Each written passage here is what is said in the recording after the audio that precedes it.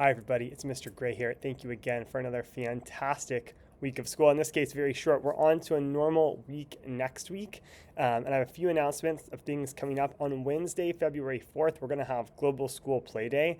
That means the kids can bring games to school that are as long as they're school program, and we'll play all day. We'll play inside, we'll play outside, we'll play with other classes.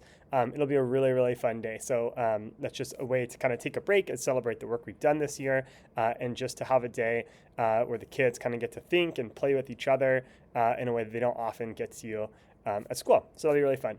The Jogathon will be that same week, Friday, February 6th. There's a link in the email and on the updates page that takes you to the pledge drive part of it. It is a big like fundraising support for Santiago Hills. Santiago Hills does a fantastic job. Their PTA is very committed to making the students' experience the best that it can be. And so this fundraiser is like the best way to support the school. So just keep that in mind, and then the link should be available for you. Irvine Junior Games, next week is the last week to get discounted registration. I've said this before, but if you want to participate, it's a great thing to do. You do not need to be seriously involved in athletics to do it. It's just a fun day to go try something new. There's running, there's different sports you can do. So I highly recommend doing it. Everyone. So next week for academics, I was just telling the students yesterday that one of the things that where we are in the school year right now is we're kind of in the third quarter of the school year. We just passed the official halfway version.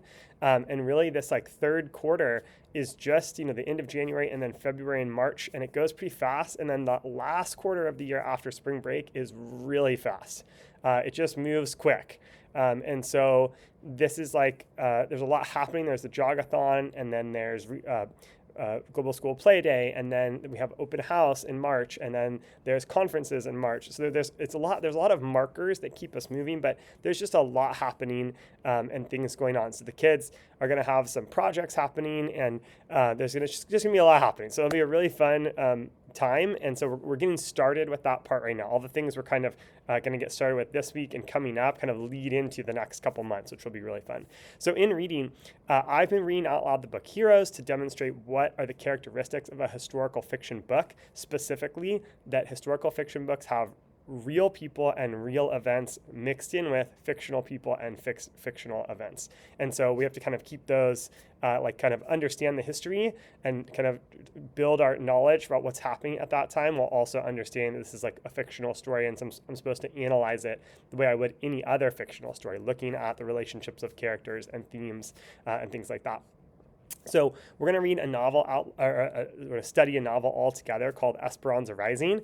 I'll continue reading Heroes and demonstrating elements of historical fiction. The students are going to be reading Esperanza Rising, which is historical fiction. We're going to make some connections between those books to understand the characters better and themes better, and also to kind of analyze historical fiction. So that'll all start. It will start today when I'm filming this on Thursday, but that will continue through the next couple weeks.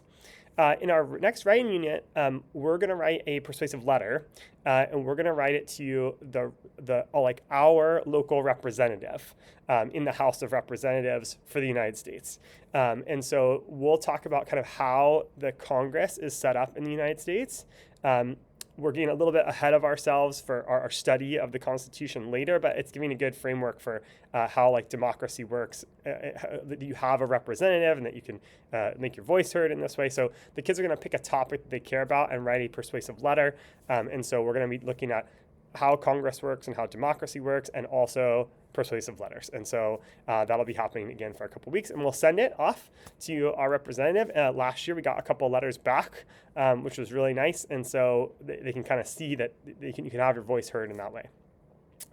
Social studies, in math, the kids are going to take their third of 5 Continental Mathematics League tests, and they're also going to design some kind of drawing on a coordinate grid. Last week we were kind of taking coordinates and making the drawing, and this week we're reversing that, and the kids are going to make a drawing, and then they're going to have to make the coordinates so someone else could make that same drawing.